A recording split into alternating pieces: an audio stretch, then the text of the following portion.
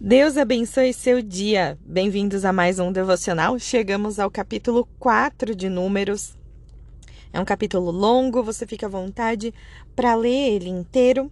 Eu vou começar só com o início do capítulo, que fala sobre os deveres dos coatitas. A palavra de Deus diz assim: O Senhor disse a Moisés e a Arão: Levantem um censo dos filhos de Coate, do meio dos filhos de Levi, pelas suas famílias, segundo a casa de seus pais, da idade de 30 anos para cima até 50. Será todo aquele que entrar neste serviço para exercer algum encargo na tenda do encontro. É este o serviço dos filhos de Coate na tenda do encontro, nas coisas santíssimas. Quando o arraial partir, Arão e seus filhos virão, tirarão o véu de cobrir e com ele cobrirão a arca do testemunho. Por cima lhe porão a cobertura de peles finas, e sobre ela estenderão um pano todo azul e passarão os cabos pelas argolas. Também sobre a mesa da proposição estenderão um pano azul, e sobre ela porão os pratos, os recipientes do incenso, as taças e jarros. Também o pão contínuo estará sobre ela. Depois estenderão em cima deles um pano de carmesim, e com a cobertura de peles finas o cobrirão. Passarão os cabos pelas argolas, tomarão um pano azul e cobrirão um candelabro da iluminação. As suas lâmpadas e suas tesouras de cortar pavios e seus apagadores e todos os seus vasos de azeite com que servem. E envolverão a ele e todos os seus utensílios na cobertura de peles finas e o porão sobre cabos. Sobre o altar de ouro estenderão o pano azul e com a cobertura de peles finas o cobrirão e passarão cabos pelas argolas. Pegarão todos os utensílios do serviço com os quais servem no santuário e os envolverão no pano azul. Então os cobrirão com uma cobertura de peles finas e os porão sobre os cabos. Do altar tirarão as cinzas e por cima dele estenderão um pano de púrpura. Sobre ele porão todos os seus utensílios com os que servem: os braseiros, garfos, pás, bacias, utensílios do altar, e por cima estenderão a cobertura de peles finas e passarão cabos pelas argolas.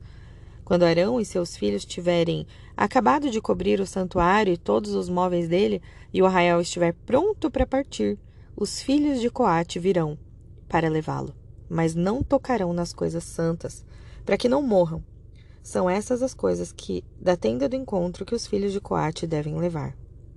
Eleazar, filho de Arão, o sacerdote, terá o seu encargo: o azeite da iluminação, o incenso aromático, a oferta contínua de cereais, o óleo da unção. Sim, terá ao seu encargo todo o tabernáculo e tudo que há nele, o santuário e os móveis. E o Senhor disse a Moisés e a Arão: Não deixem que a tribo das famílias de Coatita seja eliminada do meio dos levitas, para que eles fiquem vivos e não morram. Quando se aproximarem das coisas santíssimas, façam o seguinte: Arão e seus filhos entrarão e lhes designarão a cada serviço e a sua carga. Porém, os coatitas não entrarão, nem por um instante, para ver as coisas santas, para que não morram. Amém.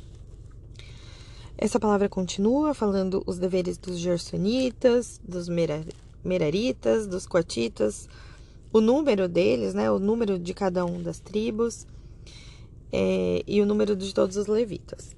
Fique à vontade para ler. Eu vou me pegar só nos deveres dos coatitas agora. Que Deus fale ao seu coração, que seja o Espírito Santo a ministrar em nós. Queridos, nós vimos no Números capítulo 1 um censo acontecendo, né?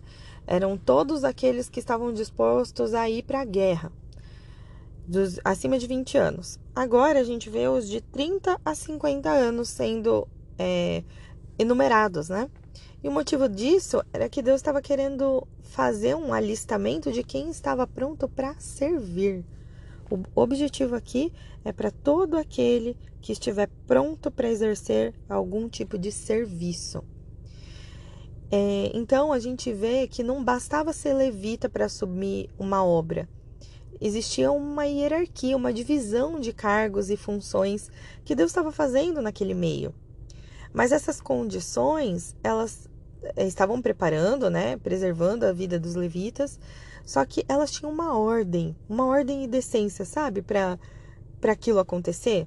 A Arca da Aliança, por exemplo, além dos objetos e os móveis utilizados ali no lugar santo, elas precisavam ser cuidadosamente cobertas pelos homens ali com aquele pano azul, para que os coatitas não tivessem acesso a nenhuma parte daquilo, para que eles não morressem.